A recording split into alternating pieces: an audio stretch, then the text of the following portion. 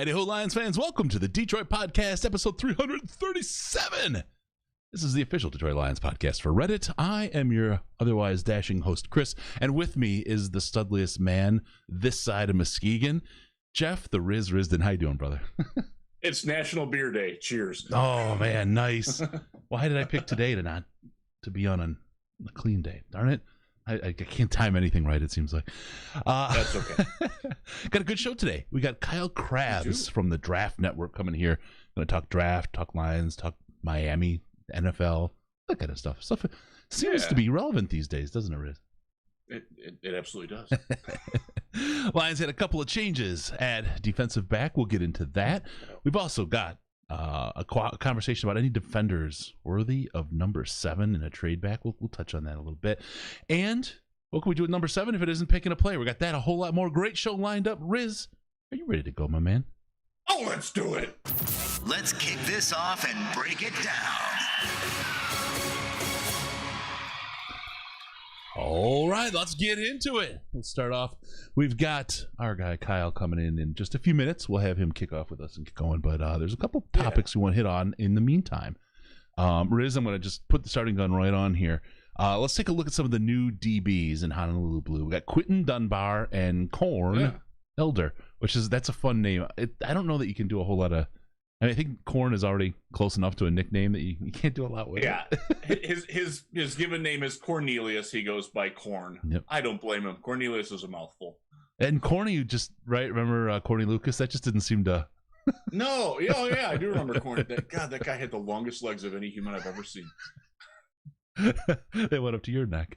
They did. They absolutely did. 6'7", and it was all neck. All legs. Yeah, I'm 6'5" and it's all neck. All right, my friendly giraffe. Let's talk about Corn Elder first. What did we get here? What do we got? So we got ourselves a slot cornerback. He started at the slot for Carolina last year. Comes out of the Miami football program. He's been around. I believe he's had 4 years in the league. Solid, unspectacular slot corner, and you want unspectacular from your slot corner. You don't want him you don't want to know your slot corner's name, quite honestly, because that means he's doing a really good job. That means that he's tackling. Corn can do that. He can turn and run. The best thing about him, and you saw this when you watched this film in 2020, he can follow a receiver that's running a crossing route and carry them across the field, which has been a real point. Nobody on the team could do that last year. Not a soul. Justin Coleman did it in week 1, and then it all went to hell. And then promptly forgot. Yeah. I mean, Elder, he's a limited guy. He's never going to be a Pro Bowler. This is an acquisition where ideally he's competing for the starting slot job, and not just handed it. But right now he is the best slot corner on the roster, and that you could do a lot worse. They have done a lot worse than Corn Elder, so I'm happy with it. This was a sort of out of left field signing because he was a guy that didn't really get a lot of attention, from around the league, and sort of popped up. And this is kind of the era, the realm of the draft calendar where free agents don't typically sign. Most guys are waiting. Richard Sherman, I know, talked about that last night on a podcast. He's like, I'm not signing anywhere now. I want to see who gets drafted where and pick my spot later. It's both sides kind of in a wait and see right now, right? The team's waiting to see who they get in the draft. The players waiting to see who, where their best fit is, where they're going to get some time, where they're going to make the money. And so we have this little bit of a pause. And you're right, Corn was out of left field. Now, definitely an upgrade year over year for us at that position. Absolutely. Yeah. And much needed. Yeah, and he's got a cool name, and that's always fun. Nothing wrong with that. Yeah. Okay, let's talk about Quentin Dunbar. Here's the guy we got from the Seahawks, I believe, and again, another guy that I really didn't expect to see wearing Honolulu Blue. How did this play out? So his circumstance is a little different. He's coming off of an injury, and I think he wanted to get in somewhere before teams found their draft options, which sort of makes sense. And you have seen a couple other guys around the league in that sort of realm too. He played, I think it was 5 games, maybe 6 games last year with Seattle. He got hurt in their first game, tried to play through it and couldn't. And if you ask Seattle fans about him, they will tell you they will treat him the way that Lions fans treat Des Trufant, because he basically had the same year. A veteran who came in with pretty high expectations and flopped miserably. Some of that on Dunbar was the fact that he was hurt. He had a knee problem.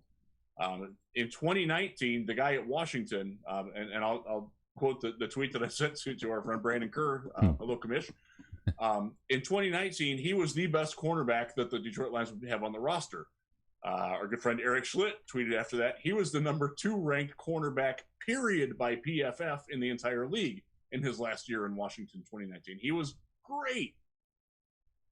That guy is a long-term starter for Detroit. I know they want to sign him for 1 year, but that guy is what everybody wants Amani Oruwariye to be. A physical press, turn and run, smother him to the sideline, playmaker. That's Get the Dunbar. pillow. Put the pillow over grandma's head. Let's go. Yeah, no, for sure. For sure. And the thing is the Seahawks. We got violent here. The Seahawks last year, they basically paid him to heal up. And the thought is that we've got a guy who now has had time to get healthy, who can return to his old form, and as you said, be a long-term kind of solution. Now, he also fits the mold because he's a one-year signing that we have going on in Detroit right now with the way that the cap is. A lot of players are waiting for the cap to play out and expand next year to get their money. A lot of one-year deals.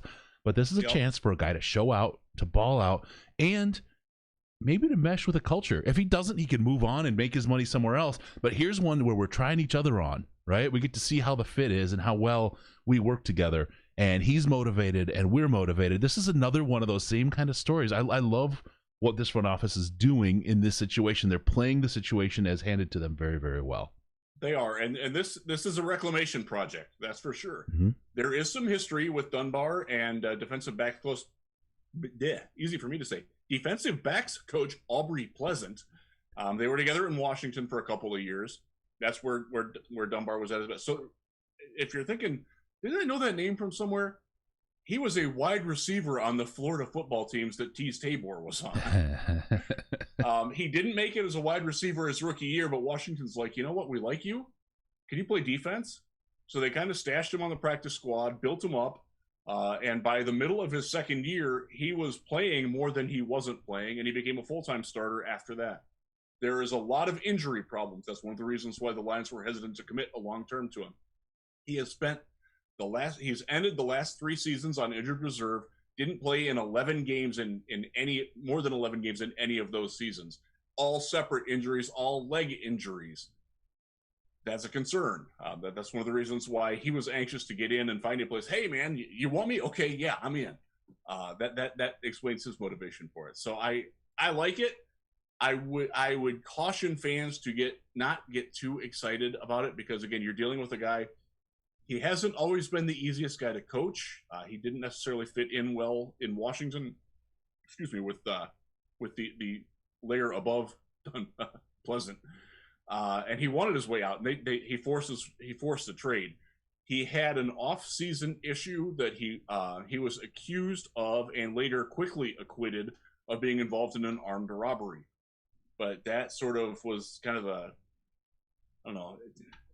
He was in the wrong spot at the wrong time, but he probably knew better than to be in the wrong spot is the story that I got from talking to somebody from Washington about it. It's a hopeful fit.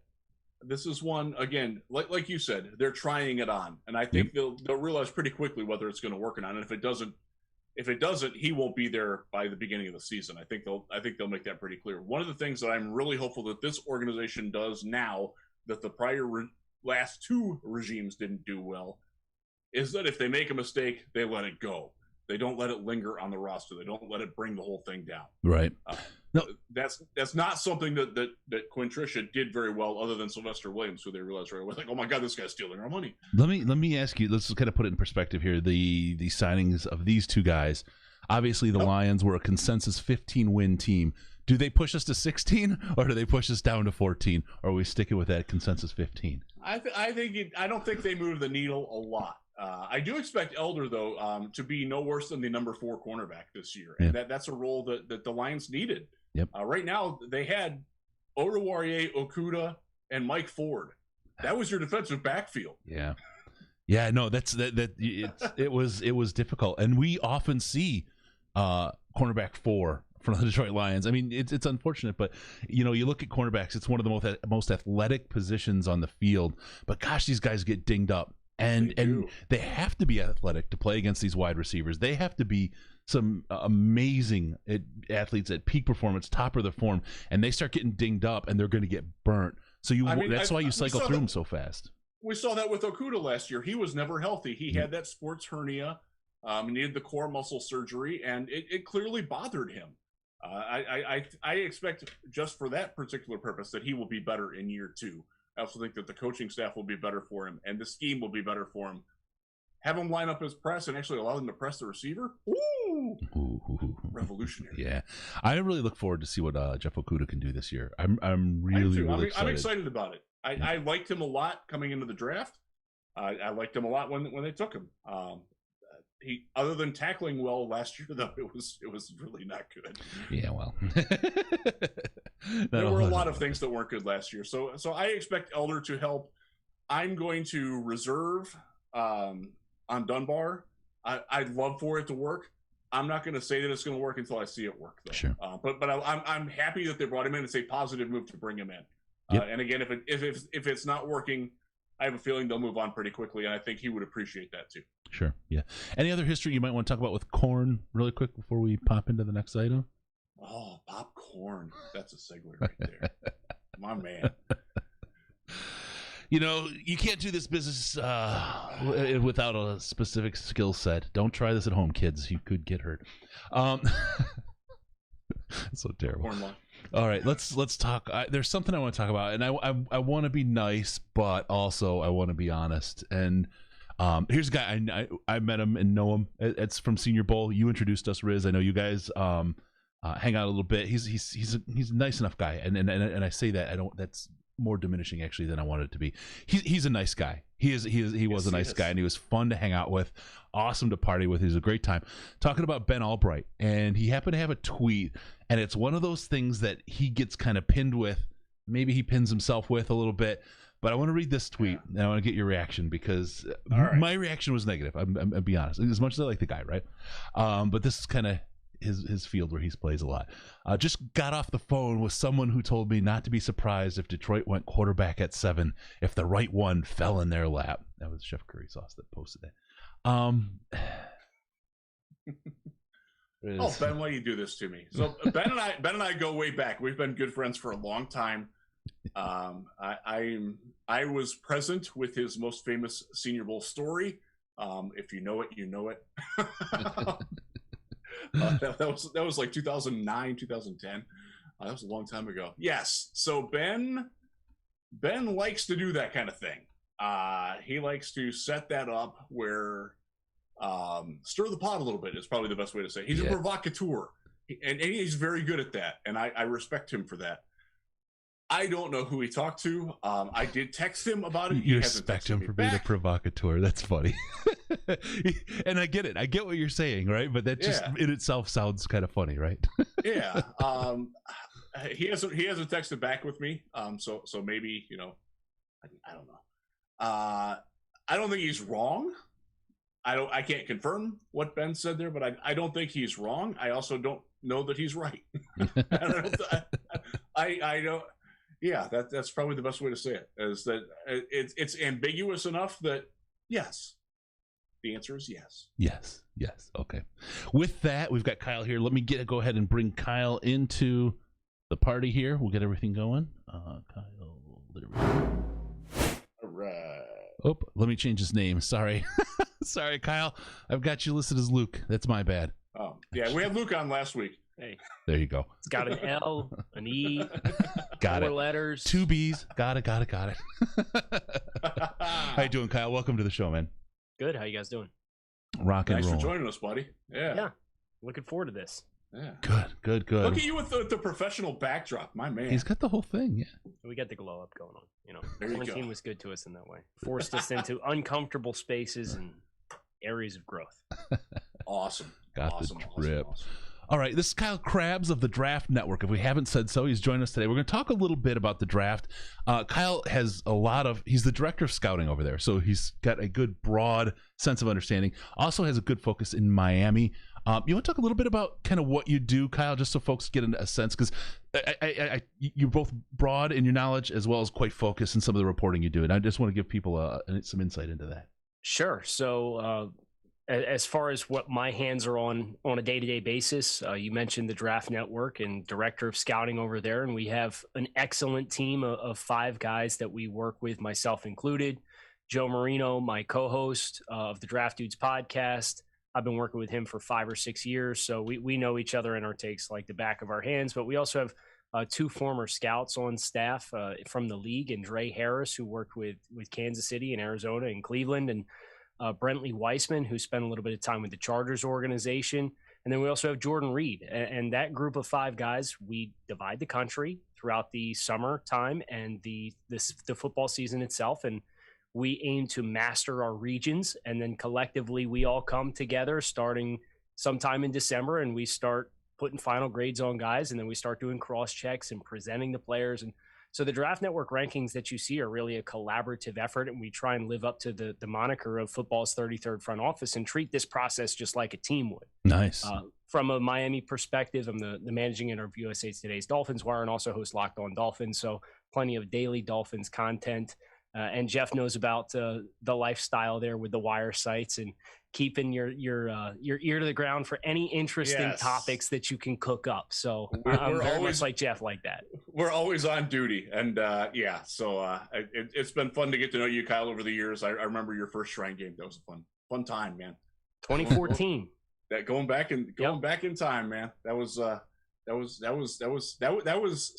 night where we I don't know if you were still there or not, but we found a certain NFL position coach who was trying to pick up a couple. Yes.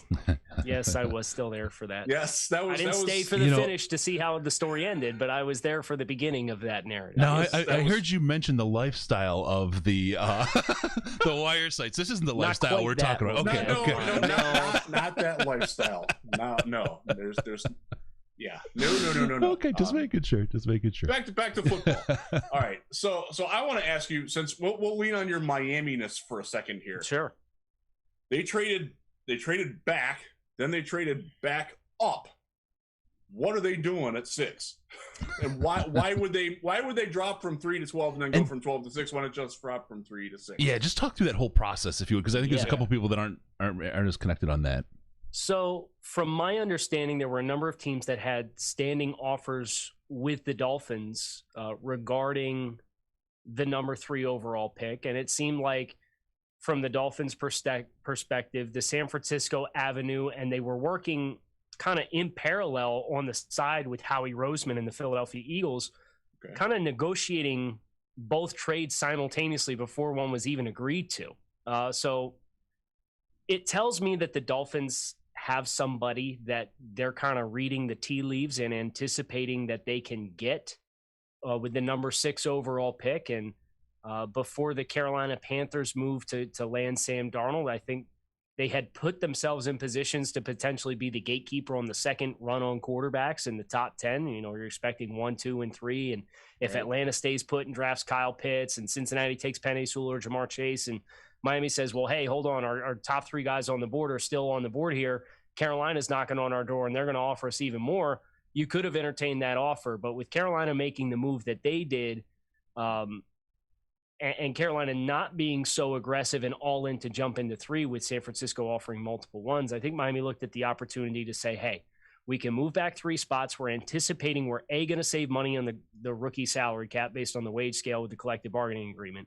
We're going to get the same exact player at 6, and then we're going to turn around and we're going to, have the opportunity to have a 3 next year, courtesy of San Francisco, and a 1 the year after that. So it tells me they kind of know who they want, and it's just how much can we manipulate the board and be able to pick up extra stuff while still getting that same guy.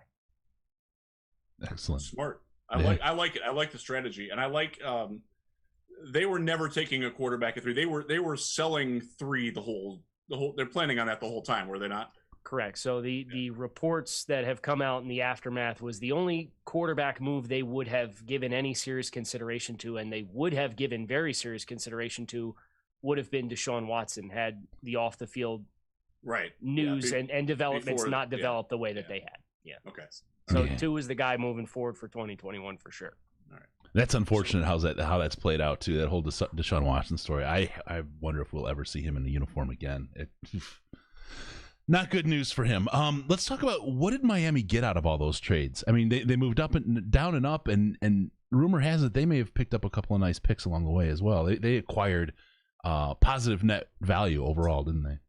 Yeah, so moving down 3 spots, they ended up pulling it was a pick swap this year. So they actually moved back from the 4th to the 5th round this year, courtesy of the swap. But they netted San Francisco's compensatory pick in 2022, which they got courtesy of the Robert Saleh hiring. And then they got San Francisco's first round pick in 2023. But they also, and this is kind of the under the radar bit for this whole thing, is the pick that they traded to Philadelphia to come back up was their own, and they chose to keep San Francisco's pick.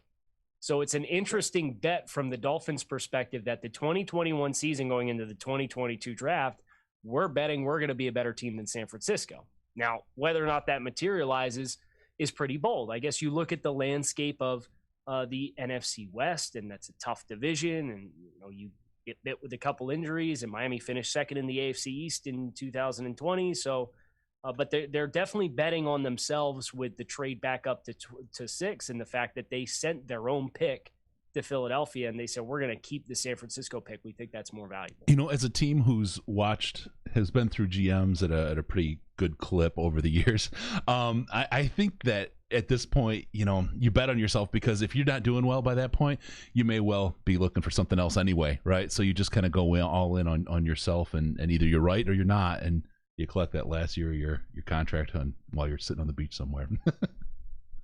All right. Sitting on a beach earning 20%. Yeah. All right, let's get into the draft this year. Riz, how you want to do this? You want to break down, maybe go through the first 7 picks and let Kyle kind of talk us through what his thinking is how this thing may unfold? I mean, I think we know the first 2. That's pretty obviously Trevor Lawrence and Zach Wilson. So 3, is it really Mac Jones? Tell me it's not Mac Jones. There's a possibility that it is, but at the same time, this is that window of this draft cycle and news cycle where you see people get pushed, overcompensating, trying to generate a story or a narrative, or somebody having ulterior motives. Anything. We were just talking about Ben Albright too. It's out there for a reason. Somebody wants you to hear it and talk about it. So my gut instinct tells me that Kyle Shanahan would not give up the assets that they gave to get a quarterback with the physical profile and a guy who's not really going to beat you with his legs at all. I look at, we're talking about Miami, the transition that Tua Tagovailoa had from Alabama to the NFL. And this is a genuine question. Other than arm strength, what physical trait does Mac Jones have that's better than Tua Tagovailoa? I mean, he's taller, and even arm strength. I would say Tua has a stronger arm, and strong arm is not amongst Tua's best assets. Correct. So you look at it from that perspective, and it's like, okay, we're giving up the farm to go up and give a guy who you literally just saw somebody from the same system who had better physical skills to work with aside of being shorter struggle in his first year in the NFL. And I think you watch that Alabama offense, and Steve Sarkisian coached circles around everybody last year. It was from play design to where they're putting receivers in the read progressions and finding mismatches and exploiting weaknesses. It was a clinic. So yeah, I'm very skeptical of Mac Jones being their guy. Let me ask you, beyond the smoke, whether it's a smoke screen or Laramie Tunsil style, is where do you rank Mac Jones? Without all the other noise, without all the other stuff, where do you rank him? If you were just to go overall, where do you think this guy should get picked in the draft? He's my 5th rated quarterback personally. And he's quite closer to Kellen Mond than he is to Trey Lance. Yeah. for me, personally. Yeah. So that's 4, 5, and 6 for me. Yeah. I see him as like the value of his pick somewhere between 25 and 35, somewhere in that range. I just don't see, and this talk of him going so high is just stunning to me. And that's where, like I said, I refer to the Laramie Tunsil smoke. I just don't see any GM lasting that takes Mac Jones that early in the draft. I just don't see that happening. So if it's not Mac, who do you see getting grabbed up there? I know they have a previous relationship with Justin Fields, courtesy of a quarterback summit that the Shanahans have been a part of, that Justin Fields took part with. And for me, Justin Fields is my second-rated quarterback. I prefer him to Zach Wilson. I know that he's kind of been the hot-button prospect to debate as far as the Ohio State offense and how he operated that. And but the physical skill set that he has is tremendous. And I think he gets a bit of a bum rap as far as what the Ohio State offense does and how long some of those plays can just naturally take to develop in general. And his worst game, the Northwestern game, he was out without his best receiver, Chris Olave, due to COVID issues. So if it were me and San Francisco picking at 3, Zach Wilson would be the pick, and it would not be particularly close. Okay. That's good to know. I'm with you on Fields, by the way. And just so people know, Kyle is not an Ohio State guy. He is a Penn State guy. Penn State graduate, yep. Yes. So he's not coming at it from a pro Buckeye stance whatsoever. Yeah, there's a lot of talk about that offense carrying Justin versus Justin carrying that offense. It's good to hear someone talk the other side of that. I really don't see it that way. So 4. What do we got at 4?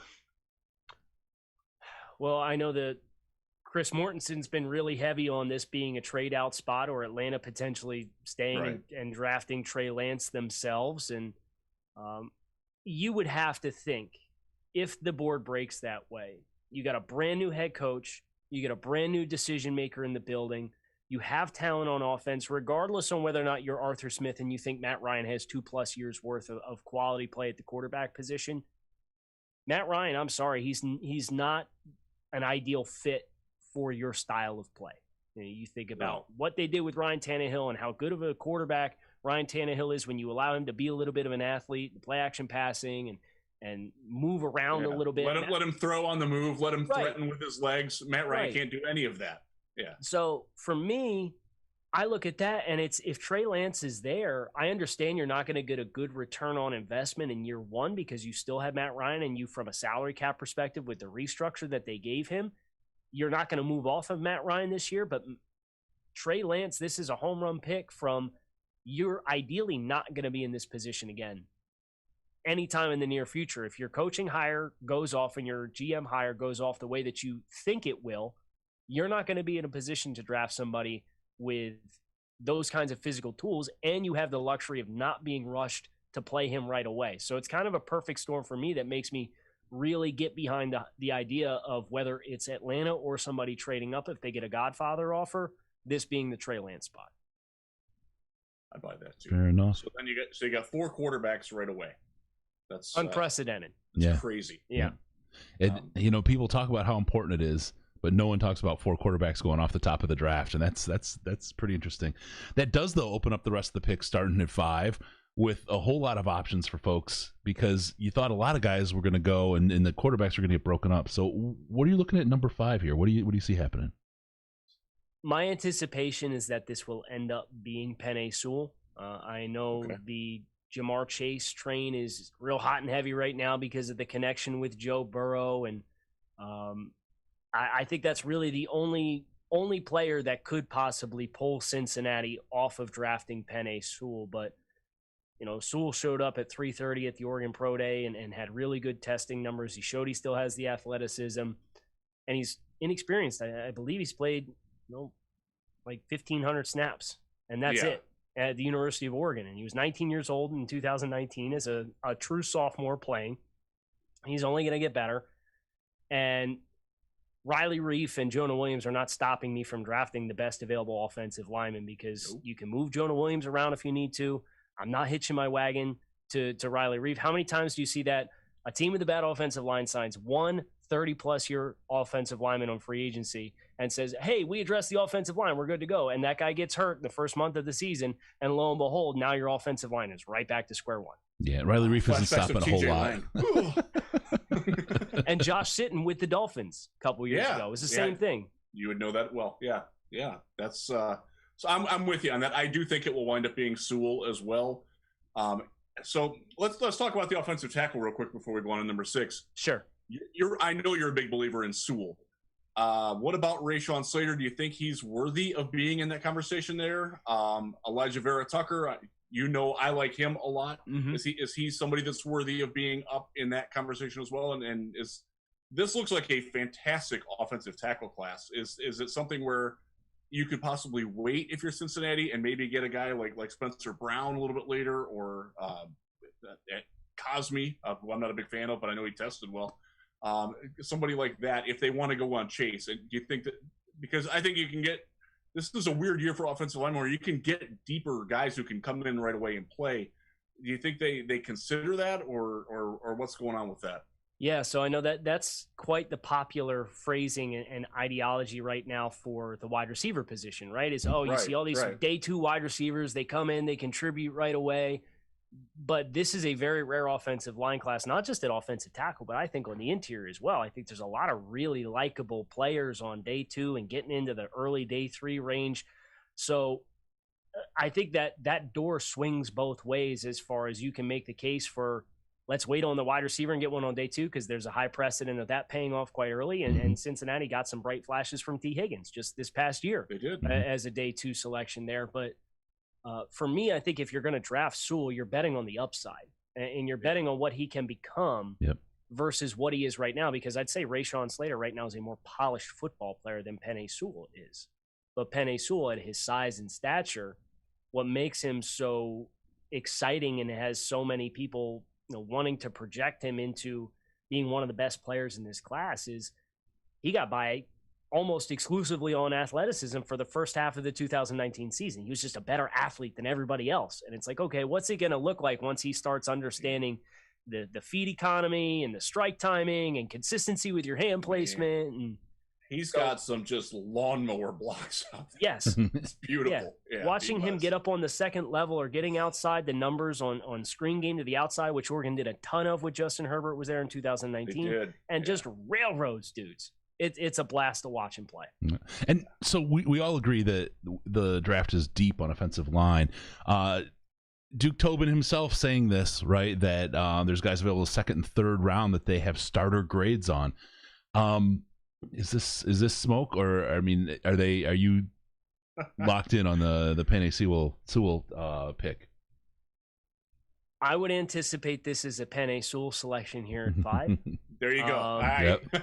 But I would also say Cincinnati should not just say, hey, we drafted one guy, we're good. Like, I mean, your offensive line was brutal, like abysmally bad. So good, Duke Tobin. I'm glad you got guys on day 2 that you view as starters, because you should draft one of those and play them on the inside too. Like, you need all the help you can get. Yeah, they really do. Excellent. And if Penei isn't their guy, just who would you think would be the guy they took instead, just to kind of put a little bit of extra? It's got to be Chase, right?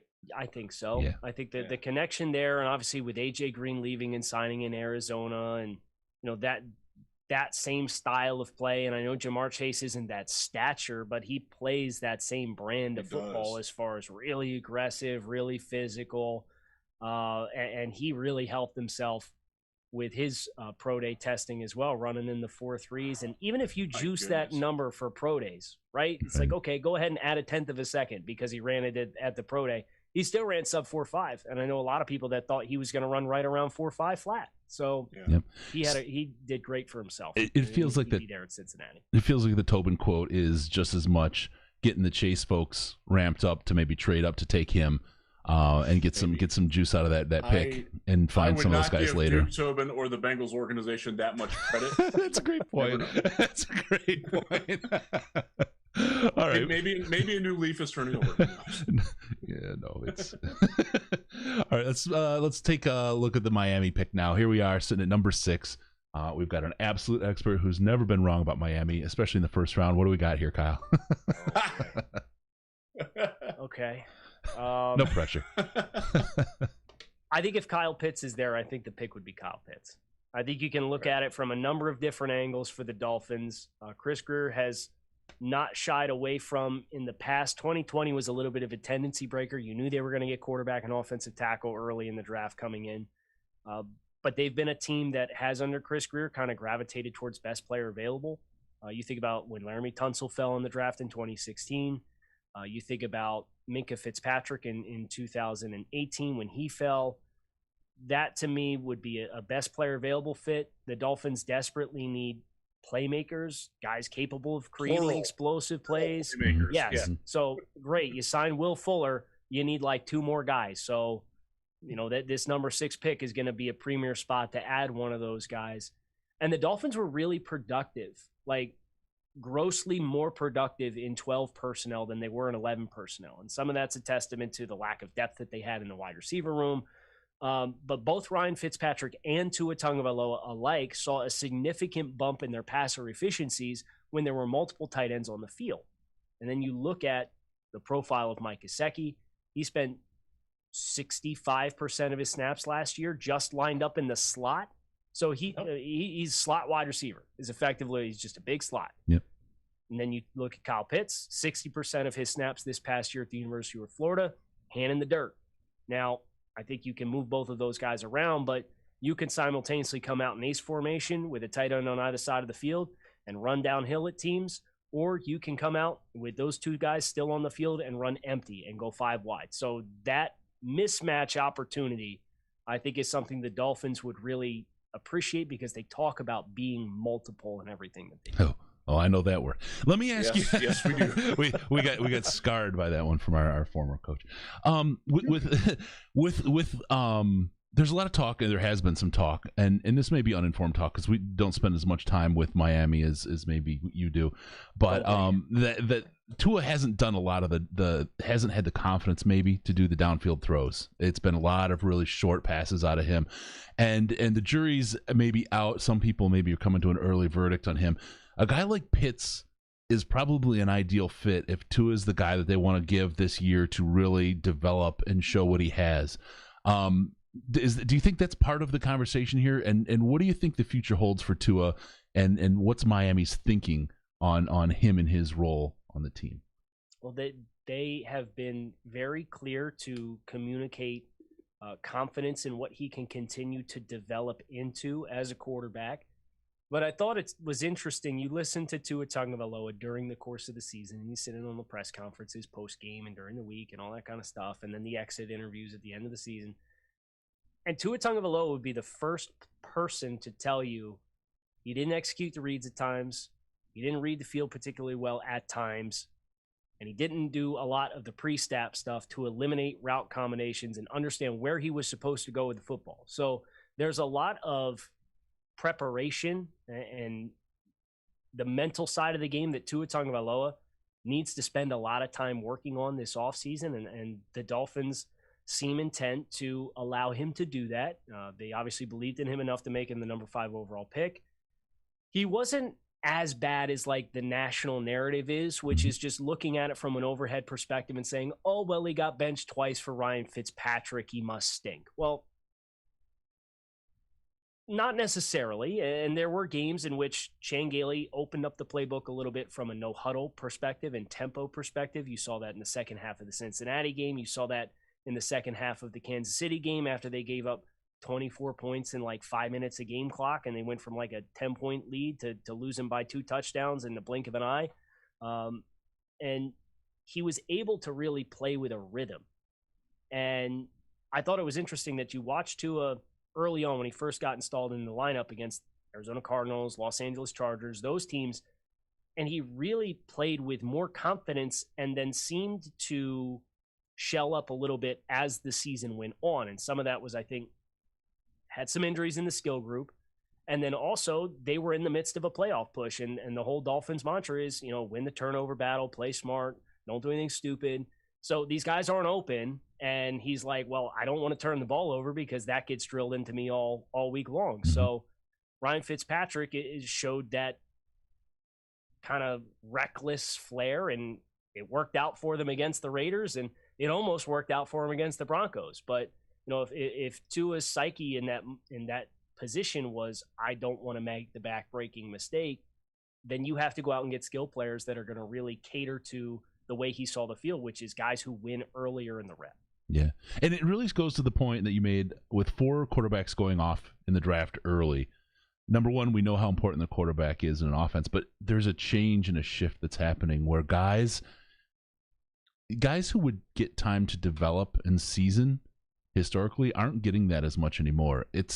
The requirement is you need to come into the NFL, especially as an early pick quarterback, NFL ready to play. And if you don't, you may not get a shot. Sam Darnold's an interesting kind of getting a second chance in Carolina. Mm-hmm. It's a real neat story going on right now. But the league has definitely changed, and there's a lot of guys who maybe would have made it bubble early if they had to play, but would have made it in the league later with a little bit of seasoning, where it doesn't feel like that's going to happen as much anymore. Would you agree? Do you think that's the risk here for Tua? Yeah, I think that's definitely the case. I think some of that is due to it wasn't that long ago when they instilled the change in the collective bargaining agreement that had the rookie wage scale put into place. So financially speaking, this is no longer a backbreaker. If you swing and miss on a quarterback, you can transition, take your lumps with the dead cap in 1 year and be done with that player, as compared to, well, these guys are getting top of market contracts just because they're coming into the league as draft picks. And we're kind of committed to this guy for an extended period of time. And there's also that kind of society in general. Everything's like instantaneous, right? So, and that inevitably bleeds into your decision making and your owners who make decisions on who's in control of personnel and who's your coach, and ripple effect coming down to quarterbacks. So I think there's a couple different layers here, but I would definitely agree that you got like a 2-year window to inspire. Otherwise, like, you're on the hot seat right off the jump. Yeah, absolutely. All right, before we head into the Lions, one last thing I want to do. I want to talk about, for Lions fans, some of the, we've got our quarterback this year in Jared Goff, and some folks have a little bit of pain, anxiety, and sleeplessness, a little insomnia going on. Head on over to cbd.detroitlionspodcast.com. That will help you with all of those symptoms. cbd.detroitlionspodcast.com. There's 2 brands that we have there. There's the normal CBD, which will help you with all of those maladies. You'll pass your drug test, all that kind of thing. And then there's their chill line, which you will not pass those tests, but you will plant yourself in a couch for a couple of hours. I just got another one. A guy said his wife lost a couple hours. You people, listen to me. If you're going to get those things, especially the gummies, just eat one the first time and see what it does. Don't go munching on them because 15 minutes later you didn't feel anything. cbd.detroitlionspodcast.com. Get yourself taken care of, and let's eat responsibly, folks. All right. Yeah. And if you've got a little one at home like Kyle does, keep them out of the reach of children. Absolutely. Thanks, Kyle, for letting us do that. Really quick. Okay, so let's go into the Detroit Lions, number 7 overall. Historically, a top 10 picker in the NFL draft. Here we are again. What are we looking at number 7? I think you guys are in an interesting spot. I think depending on if there is a quarterback who falls, whether it's, if there is genuine interest in Mac Jones from the teams that are kind of in the teens and later on, could you guys entertain a trade back scenario? I would love nothing more than following a team, as somebody who follows a team who overly committed to the rebuild process and went out and got all the draft picks under the sun. You guys are set up really well with the Matt Stafford deal. Now, if you could continue to parlay that and really set yourself up for success, especially, and I think this is something that gets slept on a little bit, this draft process is even more unlike any draft process than we have experienced before because of the COVID restrictions, no on-field testing for the NFL Combine. It's much more restricted as far as the pro days. So getting future assets that you can invest when things are closer back to the status quo, I think would really position any team that wants to kind of kick the can down the road a little bit to feel more confident in some of their big investment opportunities. So for Detroit, here picking at 7, you can go best player available, and I would definitely not have any issue with them doing that. But if they could somehow manage to drum up some kind of market, whether it's from even Denver at 9, New England at 15, You look at some of these teams a little bit further back in Chicago and Washington, and the Pittsburgh Steelers I think are kind of a sleeper to potentially try to make a splash for a quarterback if they find themselves in that situation, because otherwise they're in quarterback purgatory to no end. Then that would be the ideal scenario, in my opinion, for how Detroit could attack this pick. Riz, can you imagine the celebration if the Lions were able to get Chicago to trade up for Mac Jones, especially after the laughing stock they were at the Trubisky trade? I would never wear pants again. Never.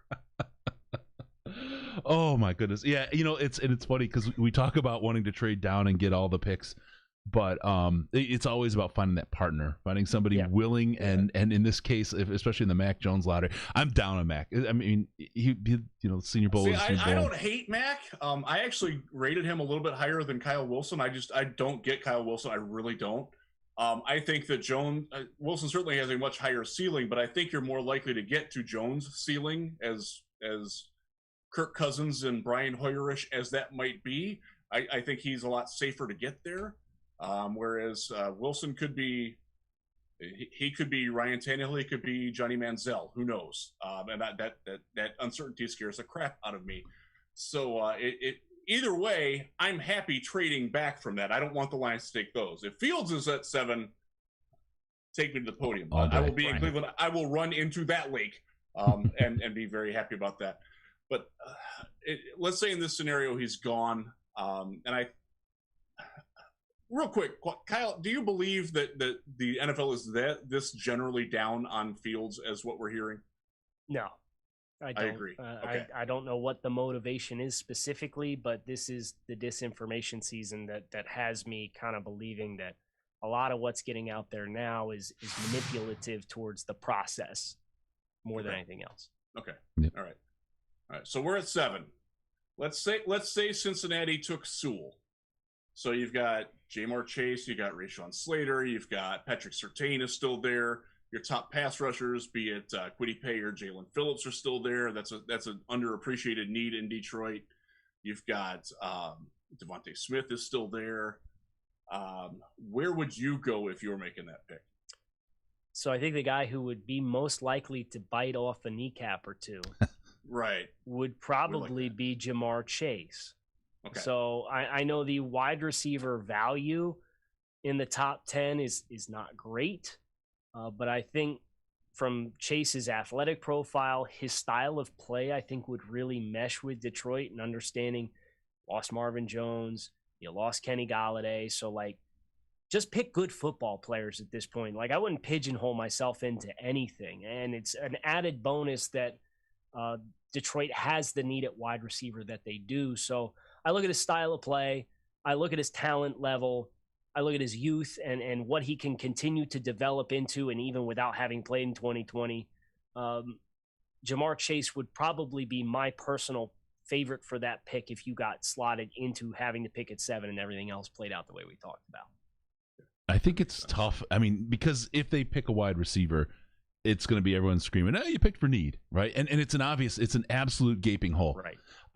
The other side of that is you have a quarterback who everyone hasn't bought in on yet. I mean, I know Brad Holmes has because he was with him before. Clearly, yes. But there's a lot of people that haven't, and not giving Jared Goff weapons to work with is not giving him a fair evaluation, and will likely shorten his career in Detroit. Probably unfairly, but we won't know because he just won't have anybody to throw to right now. What are we talking about? Cephas is our next man up right now, or Terrell Williams, I guess. You just don't have a whole lot there, right? Rashad Perriman. We got Khalif Raymond, who nobody in Detroit had ever heard of before he signed here. Yeah. And now all of a sudden he's your starting slot receiver and Danny Amendola replacement. So it's a huge need, right? But it also seems to make sense. I think wide receiver in the first round makes sense both from a need and an availability perspective, particularly on what we're talking here, Kyle. I even see the opportunity for the Lions to take another. I mean, I want all the defensive players this year, basically. Just give me a line, some safeties, and I know Riz is really banging the table for an off-ball linebacker, but so great.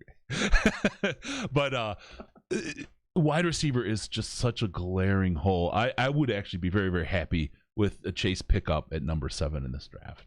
Riz, I mean, it makes good sense. How about you? No, I don't have a problem with that at all. Any thought on that you would go Jalen Waddle? Where are you at on Jalen Waddle? Because I think he's the other real legitimate consideration for Detroit at wide receiver. I see Devonta Smith falling a little bit just because of his size. Whether that's right or wrong, it's real.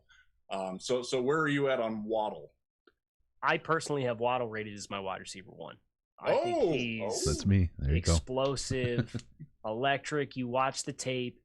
Like, he's the number 2 read in the progression in the 4 games that he played early in the season when he was healthy. And just, he still managed to outproduce Devonta Smith over the first 4 games of the season this year, en route to Devonta Smith winning the Heisman once he got hurt, and all that extra production just getting put onto his plate. And okay, all these manufactured touches, Devonta, we're just going to give them to you instead of giving them to Jalen Waddle. But I think his average length of touchdown reception and 17 touchdowns of his career is 44 or 45 yards. It's 44.75 yards. I saw that today. And like, you watch the influence that he has. I saw Daniel Jeremiah mention that he was the fastest GPS tracked wide receiver in this year's class, and it was, quote, not close. Like, the speed that he has and the influence on what that does for so much that's also happening on the field with extra attention. You hear that proverbial take the top off the defense. And like, that gets really cliche at times, but for a guy like Jalen Waddle, like, it's real. You cannot play him with a single high safety in the middle of the field and try and like play contact in the contact. You cannot do it. You have to go split safeties because he will destroy you with speed. And he did it at Alabama. And I think he runs a little bit more diverse route tree than what he gets credit for. And, you know, talking about him and where he's at in the read progression and not having some of the otherworldly production like Devonta Smith has, he was open. Like, he was consistently defeating man coverage just as often as Devonta Smith was. Even though Devonta got more volume, Jalen still got more production. So for me, like, he's the real deal. Yeah, no. And that the punt return. Oh my God. See, Kyle's really made himself a friend of mine. I love that. I'm in the same spot. I love me some Waddle. I think he's the guy for the Lions. But I respect your pick. One thing I want to really touch on the question about Devonta Smith before. I know Riz had mentioned, and I have a couple questions about some guys a little bit later in the draft. But really quick, Devonta Smith, the talk about his size. How big a factor is that really? If you're looking at this, is this really the biggest a big enough knock to push him down the wide receiver draft board? Well, I think that the thing you have to look at is historical context here. And I know people talk about Marvin Harrison or Isaac Bruce or Chad Ochocinco as guys but like Devonta Smith, when he comes into the league, I saw this somewhere across my timeline on social media, he will be the least dense wide receiver in the entire NFL the moment he's drafted. Like, from a height versus weight perspective. And you have to think about, he didn't weigh in at the Senior Bowl so that he could buy time to weigh in at the Alabama Pro Day to get to 170. That's a great point. And chose not to run. Wow. Like, you bought yourself 6 extra weeks to get to 170? Like, I can't fathom a guy being less dense than Paul Richardson. Oh my God. Yeah. That guy's calves are the size of my pinky. And that's assuming that he plays at 170. So just from a historic, you're betting on him being the exception to the rule, which if you're talking about it like a top 8 pick, like, I'm not interested in doing that. Like, if Devonta Smith is your guy and you love his tape and like, I really like his tape. I do too. Then go ahead and try and trade back to like 11 with the Giants and stay in front of the Philadelphia Eagles. Or if you get the word that the Eagles aren't going to be in on Devonta Smith, and just make sure you're in front of like the New England Patriots or something like that at 15. Yeah. So like I have a really hard time with buying in on just, there's no context of a player of this stature going this early and having the success that you're expecting him to have based on his production in 2020. You know, you make such a great point, and it goes, I'm a real bet on yourself kind of guy. If you can do it, you put it out there and you show it, right? And I know, look, there's no need for Trevor Lawrence to show up at the Senior Bowl, right? There's no need at all. But for Devonta Smith to not basically show up and then show up at Pro Day and weigh in but not run, you're not showing that you have what you're supposed to have. Those are two key factors, right? Show me the density, for lack of a better term, and show me the speed with the density. And if you don't, I start to question, right? If you believe in yourself, and if you think that you have what it takes to be that guy, and it just looks like you're hiding something. I go back to the kind of corporate world where I come from, and one of the things when you talk about compliance is it's not just enough to be compliant. You have to do things that don't even look like you're not being compliant. If you do something that gives the air that you're not doing the right thing, then it's a big check, and there's going to be a response, and things happen because of that. That's kind of the transfer of what's happening right here. He's doing things that make him look like he's not going to be the guy, or he can't overcome this we'll call it the density issue today, Kyle. I love that. But this issue, and that makes me really, really question where he should be picked in the draft. He looks like a great player, but I just worry about that durability so much, and he's not betting on himself. That's All right, Riz, you had some guys later in the draft you want to talk about. So I have two in particular. I want to ask real quick. Okay, let me buckle in here. Hold on. This is easy. So we're not getting a quarterback in the first round. Yep. And you're the Lions. You've got Jared Goff, and you've got David Blau. And you've got who the hell else did we sign? We signed somebody else. I'm completely blanking here. I'm sorry. I'm on like 3 hours of sleep. Why do you quit? We have another quarterback that's not Chase Daniel. That made me very happy because Chase Daniel's presence on this team made me physically angry and ill. I'll get to that while you do this. So if we're not taking a quarterback this Tim year, Boyle. Thank you, Boyle. Yes, thank you, Tim Boyle. Ask the Miami guy. Ask the Miami guy about Detroit's roster. Yeah, I know. Yeah, I'm a draft guy. It's fine. Yeah, there you go.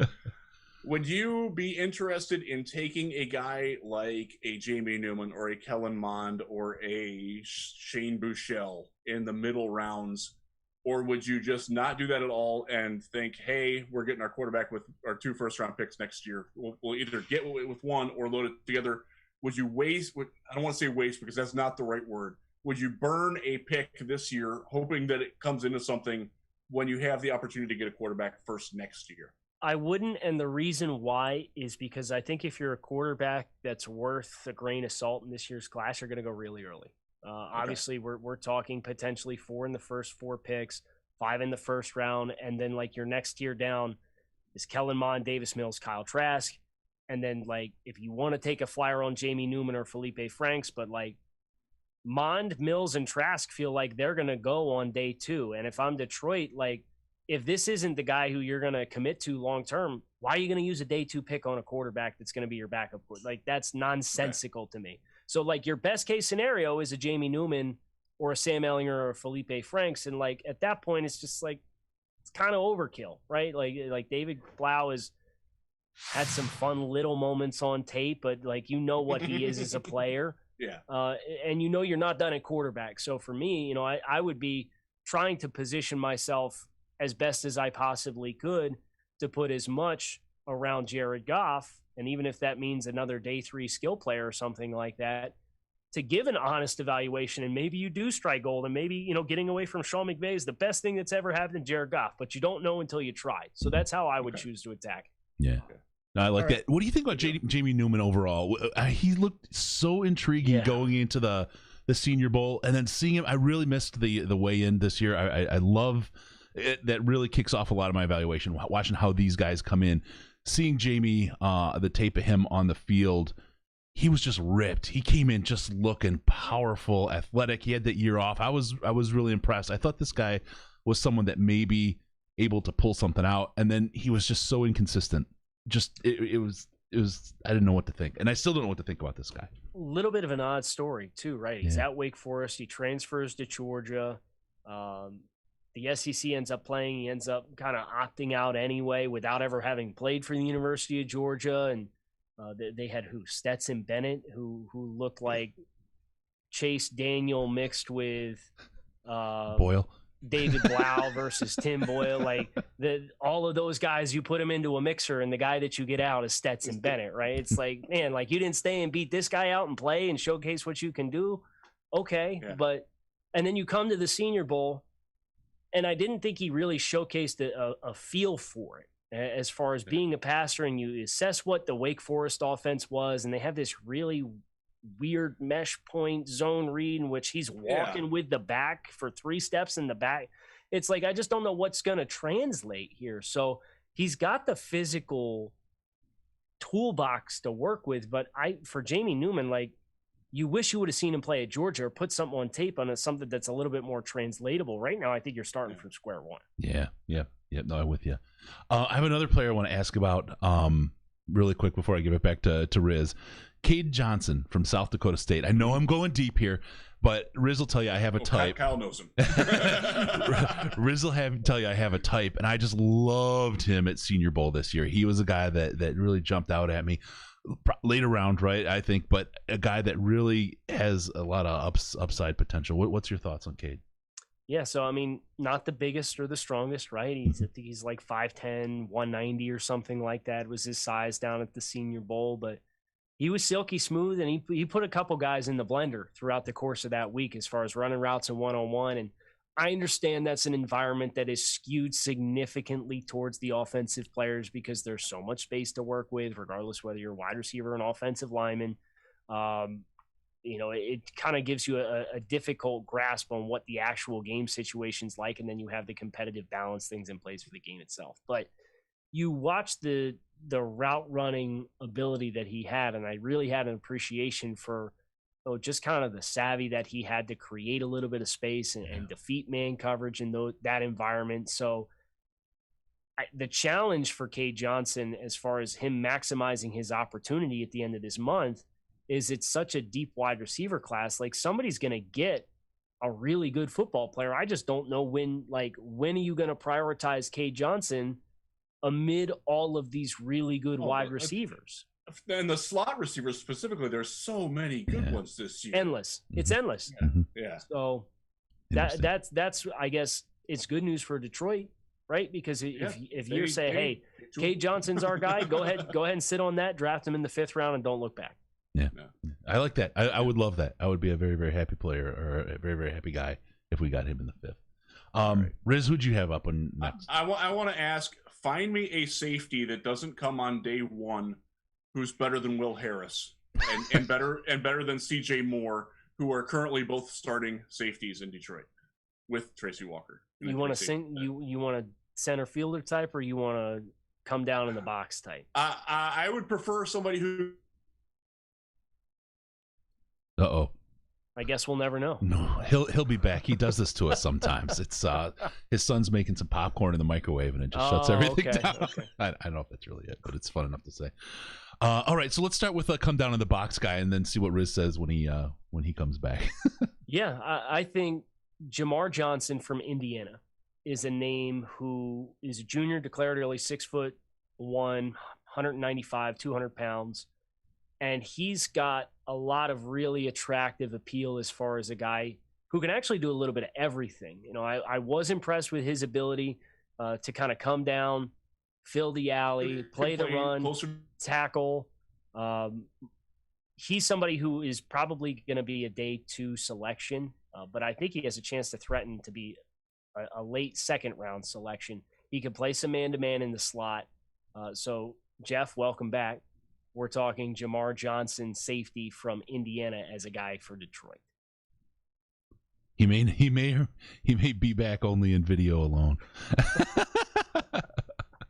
Awesome, love that. All right, let's talk center fielder, and we'll see what we can do about getting Jeff the answers when he comes back.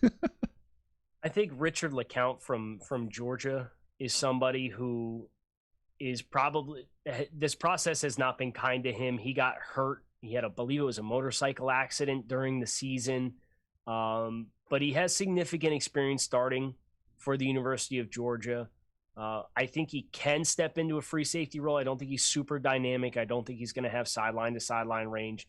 But he has bright flashes on tape. So if you can kind of mitigate the peaks and the valleys and kind of even everything out a little bit, I think Richard LeCount has the potential to be a mid-round steal if you don't ask him to do too much. Got it. All right, so Jeff, you missed the I heard about Johnson. Okay, you did. Like, you got it. Okay, good. Yeah, I like him a lot. I could hear you guys. I just couldn't communicate for some reason. And yes, Chris, you were correct. My son was indeed making popcorn. That's how you guys know you've been podcasting together long enough. Yes, very much that so. out. It's not the first time, sadly. Awesome. Okay, anybody else you wanted to check? I know, Kyle, you've been really gracious with your time. Yeah, Riz? we appreciate your time very much, Kyle. Just one other, a late day offensive tackle prospect that you like. I mean, we're talking like day 3 or undrafted guy. A guy like Alex Taylor went last year in that range. Somebody like that. The Lions have Matt Nelson as the number 3 right now, the former defensive end at Iowa. And I know offensive line coach Hank Fraley likes him, but I'd also like him to have some competition. So give me somebody like real deep who could come in and be the competitor for that. Okay. I look at Brandon Jamies from Nebraska. Thank you. That's my guy. There you go. Okay. Well, that would be my pick. If we're talking a day 3 selection, he's another guy that came down to the Senior Bowl. He showed can play a little everywhere. something. Yep, he's position versatile. I think he's fairly smooth. He doesn't have any dominating physical traits, but he just kind of gets like leverage and position. So Brendan Jamies, I think, is gonna step in for somebody and be a really valuable, if nothing else, a utility offensive lineman that's going to be your 6th offensive lineman that can play all over the place. Love it. Awesome. Kyle, really appreciate your generosity with your time, man. This was awesome. Really appreciate you coming on, and it was great. Really love to have you. Would love to have you on again. For sure. Might have an opportunity, actually. We can get into that as off the air a little bit, Riz. We'll see if we can get a draft Kyle. We'll lean on him. We love Cool. Kyle. Yeah, that was great thanks stuff. so much for your time, Kyle. We appreciate it, and I'll see you in the chat. Kyle Krabs, follow him on Twitter at Grinding the Tape. He's the director of scouting for the Draft Network, also lead editor of the Dolphins Wire, and just all around great dude. Check him out, draftnetwork.com. Anywhere you can find him. Grinding the Tape on Twitter, I said. All right, hey, Kyle, thanks so much for joining us, man. Really appreciate it. Thanks, guys. Take care. All right, have a good one, bud. Right. I like smart people. I like surrounding myself with smart people, and I always feel smarter when I hang out with Kyle. Yeah, that's great. Great guy. Really great content. Really good pick up there, Riz. He knows his stuff inside out. I know he eats and sleeps NFL draft. He actually, funny story how we met. He was new to Twitter and sort of new to the game at that time, and he came up to me, and I was standing with Eric Galco, who was from Optimum Scouting at the time. He wound up being the scouting director for the XFL, and he came up to us and he was just like, "Hey, man," introduced himself. I'm like, "Okay, all right." He gave us a little scouting report. It was on Mike Evans, and like every single thing that he wrote was like, "Wow, dude, this guy knows what's up." So I got to know Kyle a little bit, and we've become good friends over the years. He is really smart. Yeah, he is. Like all draft analysts, we're going to have our misses, but he is someone, and he doesn't take himself seriously enough that if he misses on someone, he's going to get super defensive about it. You got to know how to approach Kyle a little bit. He can be a little, you don't want to poke the bear in the eye, but maybe in the shoulder. You know why I know he's smart?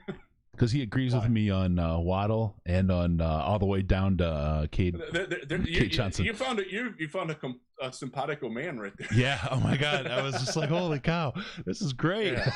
Yeah. So that was real good. Yeah. Thanks so much for having Kyle. We have a tentative draft guest for next week. I don't want to jinx it though. So another one. And this is someone who actually worked in the NFL for several years. So if it comes together, great. If not, we will have him in our first show after the draft to wrap up who the Lions took. How's that sound, guys? You guys like that? Want to say thanks to Loretto Martin for the super chats. Are we talking about speed? Someone told me that speed is everywhere, and the future of the NFL is an old, slow pocket quarterback, old men tight ends, and no speedy wide receivers to win the Super Bowl. It's like defense trumps speed. Yeah, Patricia. hurts one of the things that we did get into with Kyle was the Patriot Way South, because that's what they have in Miami. Yep. They and Tennessee got the better of the Patriot Ways, unfortunately. When he said multiple, it really did trigger me. I didn't think that was going to happen, but I wouldn't have predicted that reaction. Holy cow! And that shows that in theory, being multiple isn't terrible. But God, you gotta. Enough of that. We're a Brad Holmes, Dan Campbell kneecap team now. I'm happy about that. Yeah, I am too. It's going to be fun to watch. At least that's what we're after. All right, let's not forget about cbd.detroitlionspodcast.com. I forgot to tell you, use coupon code LIONS to get 55% off. cbd.detroitlionspodcast.com. The chill line and the super chill will knock you down. Be careful, and you'll fail a drug test with that. Anything that's not the chill line is good for all those pain, anxiety, and insomnia situations. Coupon code LIONS, 55%, cbd.detroitlionspodcast.com. Thank you all for doing that. All right. Next thing I want to talk about, this isn't an Albright thing, and I want folks to understand there's a real difference when I talk about these things. But this was and Riz brought up. We'll poke at Albright, but no, I love Ben, and he knows that. He knows that if I'm coming at him, it's in good faith. Well, and Ben knows what he's doing too. Let's to be fair. Ben is also really, really smart. Yeah. Oh yeah. Absolutely. Yeah. This was just like, I think something that he you hit Twitter, you click it out, and you move on, and that's that. But sometimes, Riz had the perfect thing for this, and he told us he came up with it right before the show started. So I didn't get to put it together with the Captain Obvious thing here. Oh my God. My watch started talking to me. All right, Chris Burke.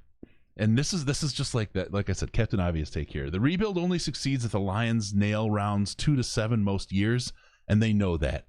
It's a big reason why Holmes is here. Does that mean they'll take bigger swings in round 1? So Chris is not a clickbaity guy. No, that's not his nature at all. But that's not the most poignant statement. That's falling out of a canoe and wonder and. Oh, wow, the water really was wet. Thank you. Rounds 2 to 7. If you can nail rounds 2 to 7 most years, you're going to have a good football team.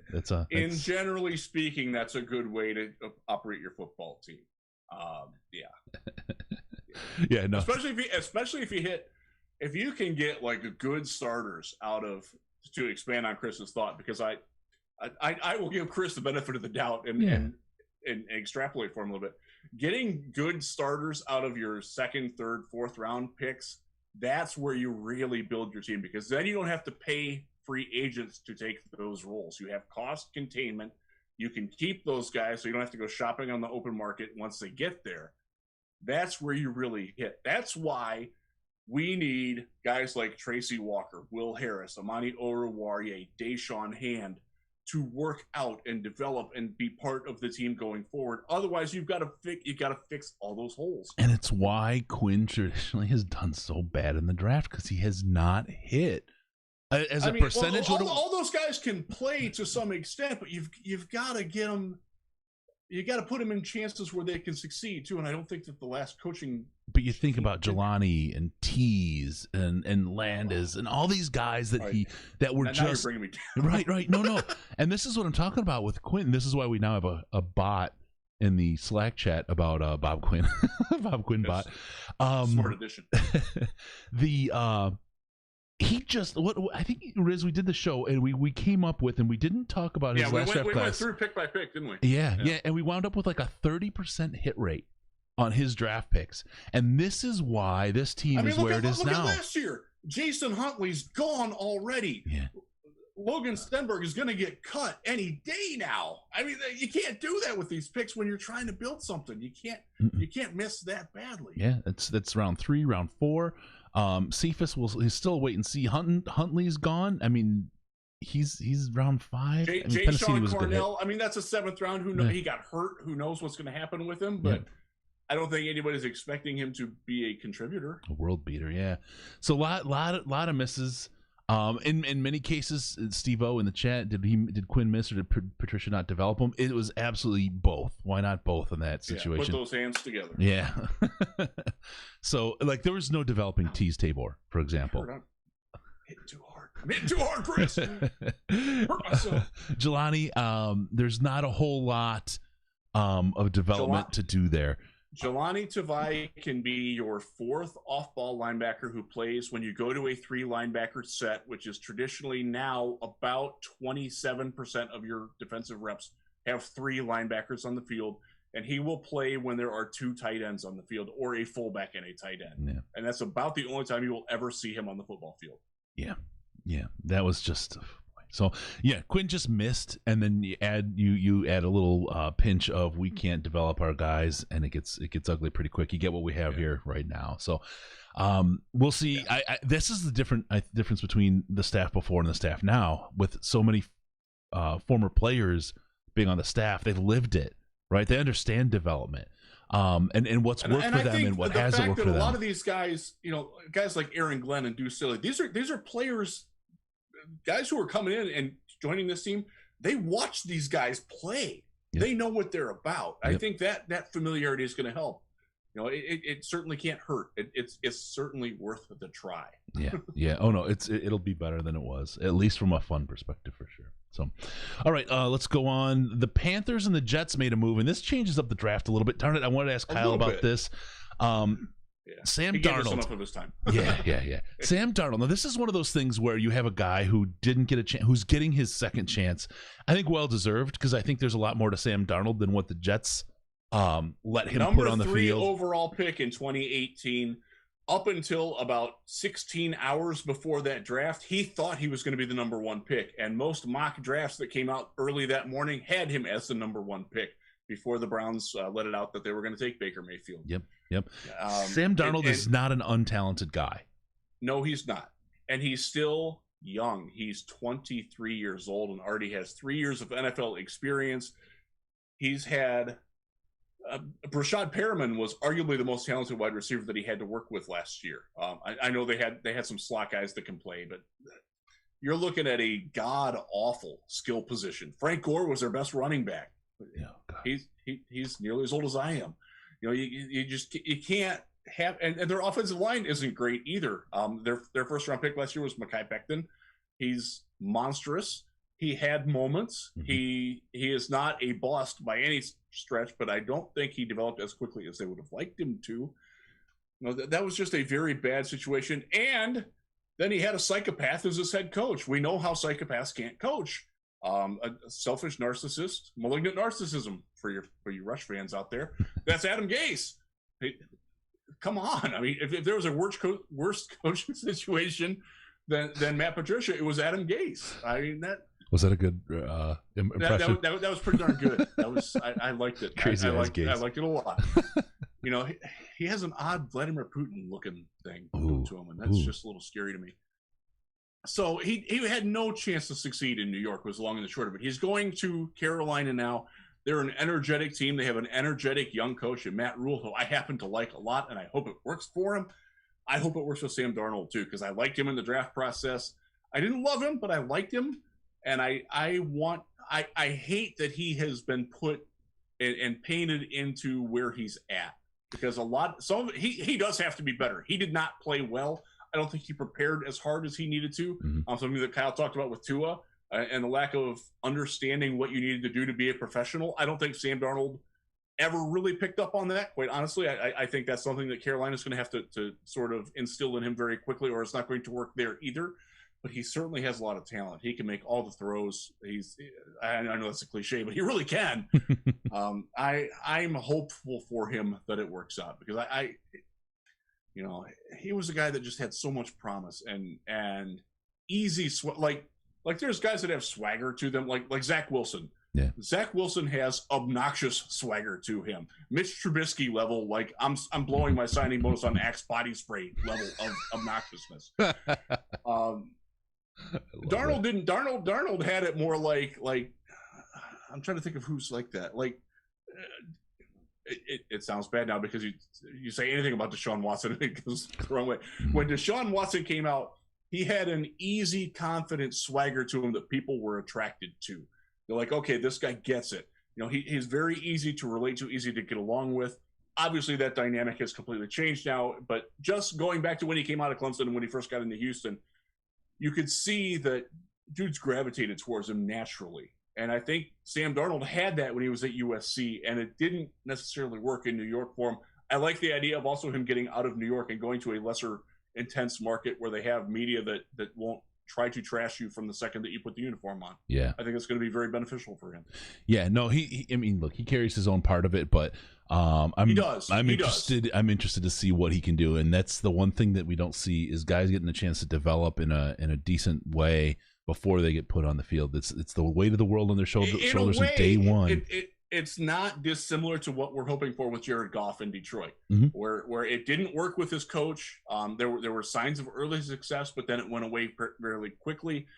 The skill position didn't necessarily develop the way they wanted to in Los Angeles, the way that Goff needed them to. And now he's coming to Detroit, and he's got a chance to start over with a coach that believes in him.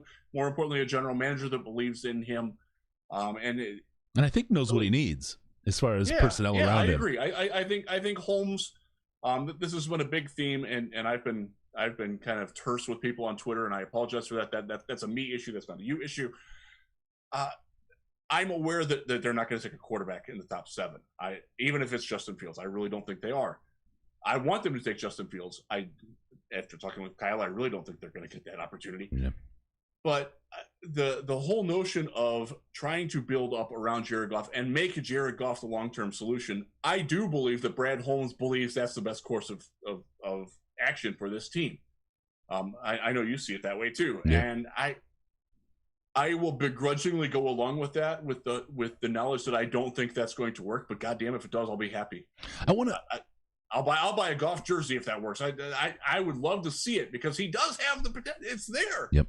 I just didn't see it the last couple of years. In the meantime, you can get the Goff Land Pipe shirt, the Goff Plumbing shirt. We got that at DetroitLionsPodcast.com/store. It's a good one. A lot of people are picking that up. It's a sweet, sweet shirt. But I want to, on Jared Goff, I want to go to something. The narrative is already shifting, and I need to get in front of this because it bothers me when people are disingenuous and intellectually dishonest. All right. Okay. The talk is already started about Holmes bringing in his guy, right? Let me just refresh your memory. Holmes came in and didn't have a quarterback. Holmes came in with a guy who said, I'm not playing here, trade me, in Matthew Stafford. He wound up getting the best available quarterback in the league and a boatload of picks and a steal of value. And it just happens to be a guy who he's familiar with from a team before. What quarterback could he have picked up this year better than Jared Goff, Jeff? Can you help me with that? Maybe Teddy Bridgewater, maybe. There was some thought that the Cowboys really weren't serious about Dak, and I would take Dak over him, but that clearly wasn't. Yeah, that price tag doesn't just makes it. Yeah. Ryan Fitzpatrick, maybe. Oh yeah, that's. But then what are you telling all the guys you're bringing in? How do you exactly? Yeah, I don't fault the move for Goff. I really don't. And in the context that you just laid it out, that absolutely makes sense. And he's going to be better in 2021 than probably all of the rookies, with the possible exception of Lawrence. Yep. Just because I think Trevor's that good. He's had those growing pains. I do think that too many people, and I do fall into this. I'll admit my guilt on it. Don't remember how good Goff was early in his career. Yeah. And all of that credit has gone to Sean McVay. And I don't think that's fair to Goff. But in the same vein, the Goff did not play well the last couple of years. He played his way out of McVay's graces. Whether McVay's graces were consistent or not, he had to play better and he didn't. And I don't want the future of this franchise bet on a guy who could not live up to I think Sean McVay is a very good coach, who couldn't live up to a good coach's expectations for him. Yeah. So now you give him a shot to prove it? Yes. Do you commit and say this is our only path that we're going to explore? Hell no. And that's why I'm still advocating for going for a quarterback, either this year or certainly next year. But again, I'm not opposed to giving Jared Goff a chance and build weapons up around him because you know what? If it doesn't work, you've got weapons for the next guy. Exactly. That's exactly where I'm at. And you've got the picks next year and the year after for your next guy. I think you're sitting on Goff's contract for this year and next year, and then you're making your move the following year on your quarterback if Goff doesn't work out. I just think because you're rebuilding anyway, and your quarterback's the last piece you kind of put in place.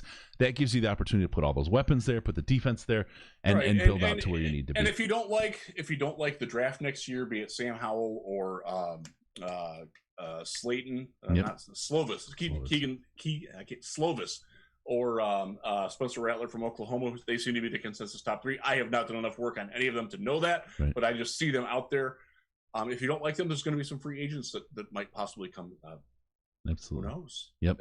You'll have opportunities to replace them in more ways than just the draft and or trades.